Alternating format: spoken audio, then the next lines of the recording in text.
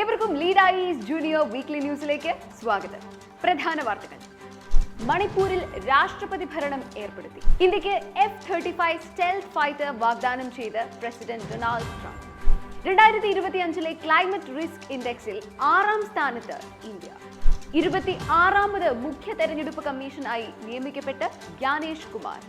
Imagine a world with more women in science എന്ന പുതിയ ക്യാമ്പയിനുമായി യുനെസ്കോ. വാർത്തകൾ വിശദമായി. മണിപ്പൂരിൽ രാഷ്ട്രപതി ഭരണം ഏർപ്പെടുത്തി. 2023 മെയ് മുതൽ വംശീയ അക്രമം നടക്കുന്ന മണിപ്പൂരിൽ അടുത്തിടെ മുഖ്യമന്ത്രി N ബൈരൻ സിംഗ് രാജിവെച്ചതിനെ തുടർന്നാണ് ഇത്. സ്റ്റേറ്റ് എമർജൻസി എന്നും അറിയപ്പെടുന്ന രാഷ്ട്രപതി ഭരണം ഭരണഘടനയുടെ ആർട്ടിക്കിൾ 356 പ്രകാരമാണ് പ്രഖ്യാപിക്കുന്നത്. സംസ്ഥാനങ്ങളിലെ ഹൈക്കോടതികളുടെ പ്രവർത്തനമൊഴികെ മറ്റെല്ലാ ഭരണ നിയന്ത്രണങ്ങളും പാർലമെന്റിന് കീഴിലേക്ക് മാറ്റാനും കേന്ദ്ര സർക്കാരിന് നേരിട്ട് അധികാരം ഏറ്റെടുക്കാനും ഇത് അനുവദിക്കുന്നു. ഇന്ത്യക്ക് F-35 സ്റ്റെൽത്ത് ഫൈറ്റർ വാഗ്ദാനം ചെയ്ത് പ്രസിഡന്റ് ഡൊണാൾഡ് ട്രംപ്. അമേരിക്കയിലെ ഏറ്റവും നൂതനമായ സൈനിക പ്ലാറ്റ്ഫോമാണ് ഈ 5ാം തലമുറ യുദ്ധവിമാനം.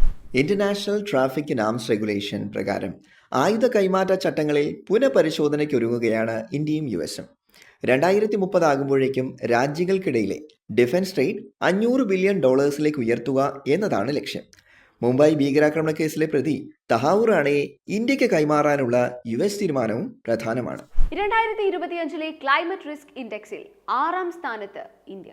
ജർമ്മൻ വാച്ച് എന്ന ജർമ്മനി ആസ്ഥാനമായുള്ള ഇൻഡിപെൻഡൻസ് എൻവയറൺമെന്റൽ ഓർഗനൈസേഷൻ ആണ് എല്ലാ വർഷവും ഈ സൂചിക തയ്യാറാക്കുന്നത്.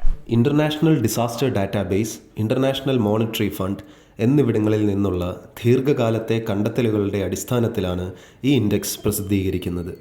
ഈ വർഷത്തെ റിപ്പോർട്ട് പ്രകാരം 1993-നും 2022-നും ഇടയിലുള്ള തീവ്ര കാലാവസ്ഥാ സംഭവങ്ങൾ ഏറ്റവും കൂടുതൽ ബാധിച്ച 10 രാജ്യങ്ങളിൽ ഇന്ത്യയും ഉൾപ്പെടുന്നു. 26ാമത് മുഖ്യ തെരഞ്ഞെടുപ്പ് കമ്മീഷണറായി നിയമിക്കപ്പെട്ട ജ്ഞാനേഷ് കുമാർ. 2029 ജനുവരി വരെയാണ് ഇദ്ദേഹത്തിന്റെ കാലാവധി. ഇന്ത്യൻ ഭരണഘടനയുടെ ആർട്ടിക്കിൾ 324 പ്രകാരമാണ് ഇന്ത്യയിൽ തെരഞ്ഞെടുപ്പ് കമ്മീഷണർമാരുടെ നിയമനം നടക്കുന്നത്.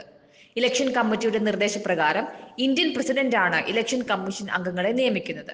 2023 നിലവിൽ വന്ന chief election commissioner and other election commissioners appointment, conditions of service and term of office act പ്രകാരമാണ് ജ്ഞാനേഷ് കുമാറിന്റെ നിയമനം. Imagine a world with more women in science എന്ന പുതിയ ക്യാമ്പയിനുമായി UNESCO. International day of women and girls in സയൻസിന്റെ 10ാം വാർഷികത്തിലാണ് ഈ പുതിയ campaign. Science, technology, engineering, mathematics എന്നീ മേഖലകളിൽ സ്ത്രീകളുടെ നേതൃത്വം വർദ്ധിപ്പിക്കുക, gender balance scientific community develop ചെയ്യുക എന്നിവയാണ് ഈ ക്യാമ്പയിനിന്റെ പ്രധാന ലക്ഷ്യം. 2015 മുതൽ എല്ലാ വർഷവും February 11 international day of women and girls in science ആയാണ് UNGA ആചരിക്കുന്നത്. ഇതോടെ ഈ ആഴ്ചയിലെ വീക്ക്ലി ന്യൂസ് അവസാനിക്കുന്നു. നന്ദി, നമസ്കാരം.